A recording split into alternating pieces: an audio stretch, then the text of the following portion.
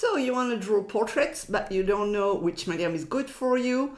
I want to show you 7 different mediums, actually it's 8, to use in your mixed media sketchbook to make simple, easy and fun portraits. And stay tuned for part 2, where I will show you 7 different styles. So if you combine 7 mediums and 7 styles, I'll let you do the math. Let's go for it. The first medium, because I had to place it first, is gouache. Obviously, you can paint portraits with gouache and you can go in different styles, even if it's the same medium.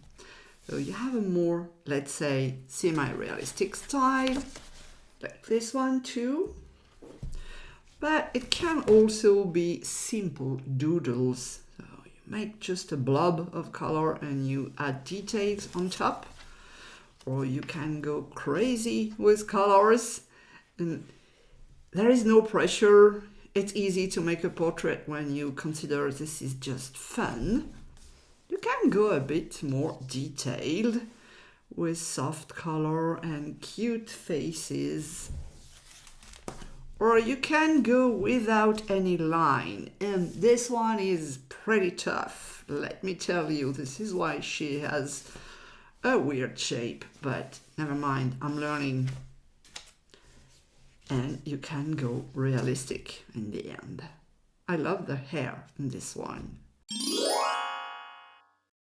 Watercolor can be very simple in the shapes and in the color, especially because this sketchbook is not a watercolor paper, so the color is kind of sitting where you put it. And you can have very simple shapes and add stickers to it if you want. And this is giving a different vibe. But you can go with something a bit more detailed, just having fun in the hair and adding colored pencil to it just for more details, or adding lines with ink. Just think to use waterproof ink. This is important. And you can add both lines and stickers for an overall effect that is kind of hiding your watercolor in the middle. I mean, it's not the focal point, it's a flower that is a focal point, I think, here. And you can do that with pasted elements, vintage papers, stickers, flowers, like here also. This is a kind of thing that is very interesting to do. Or you can go for something that is pretty messy. I haven't been waiting enough for the mouth here, but never mind, it's a sketchbook. Another medium I love is water-based markers like Tombow, for example, or any other brand. I'm not married with this specific brand, but this is one I have. And you can use it either with a full color, or you can dilute it with water and get some blurry effect. You can go with strong colors, or you could go with something a bit more realistic or completely crazy. It really depends on the colors you have, and those one are water-based markers, but they are the one you use for your office to highlight some text in the office. I like working with neon colors from time to time.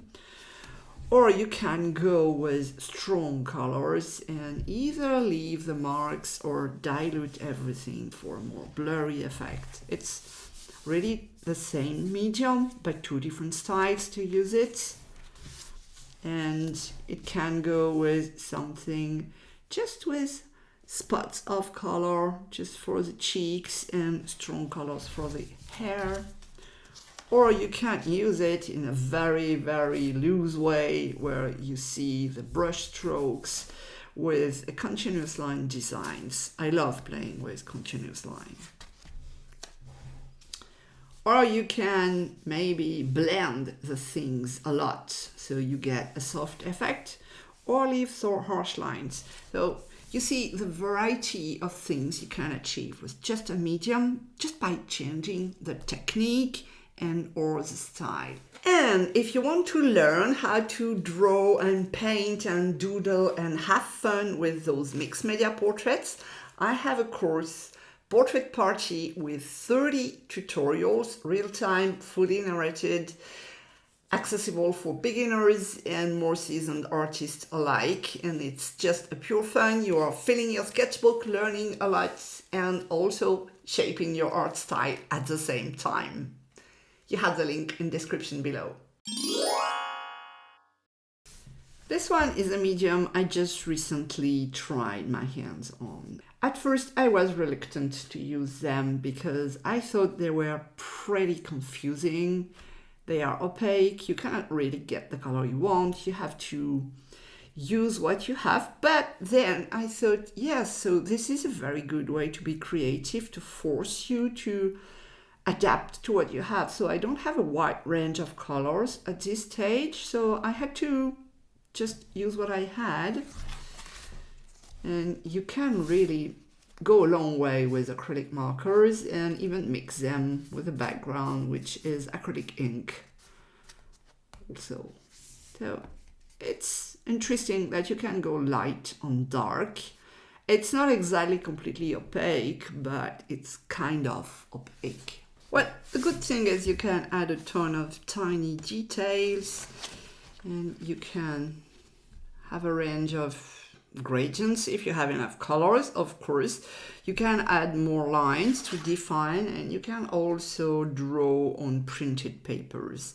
And this is pretty cool because it's opaque enough to cover the background, or you can leave the background visible. So pretty versatile as well, and it makes a different style with acrylic markers than with, let's say, gouache or watercolor. And you can even blend it and get it soft, like this. Pretty cool, isn't it? Another versatile medium is crayons. I mean water-soluble crayons. I have Neocolor too. They are pretty cool because you can either keep the line sharp and textured, depending on what you have in there, or you can blend it with your finger to get something soft, or you can blend it with water and keep a part of it untouched. And I love mixing plain color and blurry colors, soft colors with water. Here I have added stickers on it. And talking about mixing stickers, this one has a lot of stickers and a lot of blending. So you can get soft, light colors and very dark one. It's very, very fun to play with. Oh, I was kind of angry that day, I guess. But it's interesting to work on a colored background because you can leave some of the background visible in large shapes or in just some spots here and there. It's pretty cool. Ooh, it's scary, this one. Look at the teeth. Yeah, was better that day. Yeah, it's me. It's a self-portrait wearing some kind of silly pink hat. And you can have something that has a very specific style with crayons. For this medium, which is colored pencils, it's, I must say, not my fav, because I think it's very time consuming. It hurts my wrist and I don't like to spend hours to fill a shape. I like painting or markers because you can fill a large shape pretty quickly, but it's very nice when you want to have lines. Instead of using a regular pencil, colored pencils have a softness to it. They are very, very sweet, very nice to use on a soft paper like this one, which has almost no tools. But you can, of course, use it in regular way, so to speak, with a lot of colors, or it can be just two colors, and I like doing that one being the light and one being the shadow. Yeah, here it's pretty strong with red and blue, but it can be just two colors or another red and blue like here. So I tend to keep the colored pencils just for lines. I think it's easier for me, even if sometimes I have a I don't know, the urge to do a colored pencil portrait, and this one is ugly, and I've prepared some and never filled them because, as I said, it's time consuming for me. Of course, I have to mention alcohol markers. It can be in your sketchbook, can be a lot of different things. I like to use the chisel tip, so it gives us strange, for some people, look. I love it. It's just a matter of taste. Yeah, it's not portrait. This one is portraits, or this one.